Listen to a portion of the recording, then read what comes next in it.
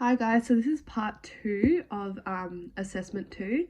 So I'll just give you a quick rundown of my case again. So my case was about money laundering, and LEADFOOT Logistics transferred $20 million to cover cash flow difficulties. It was transferred through a loophole where international company credit card transactions were not reported via their bank to AUSTRAC. And because it was done through international companies, Australia could not track it.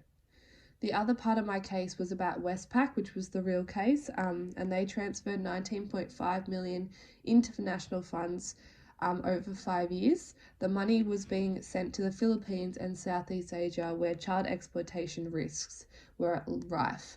The amount transferred was $11 billion, and the money was being sent over these countries where child pornography and child sex trafficking was happening, and the Westpac should have reported that to AUSTRAC because of illegal activity that was going on.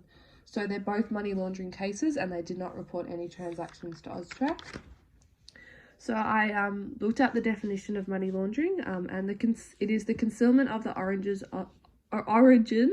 of illegally obtained money, typically by means of transfers involving foreign banks or legitimate businesses.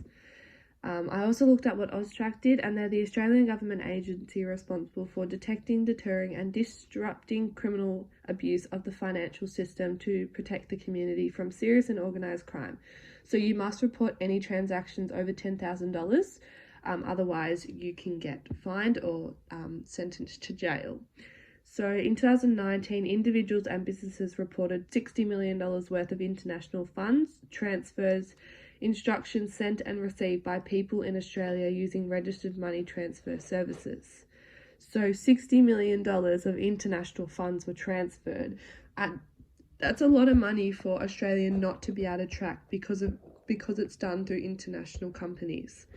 So there are large penalties failing to register to AUSTRAC, which includes fines of up to $420,000 or 7 years in jail, or potentially both. So again, the legislation I'll be talking about is the Anti-Money Laundering Act and the Counter-Terrorism Financing Act 2006, and then the Corporations Act 2001. So within those, I'm going to look at what their penalties are and how much that you can get fined and what are the consequences for not reporting. So I hope that makes sense. Thank you.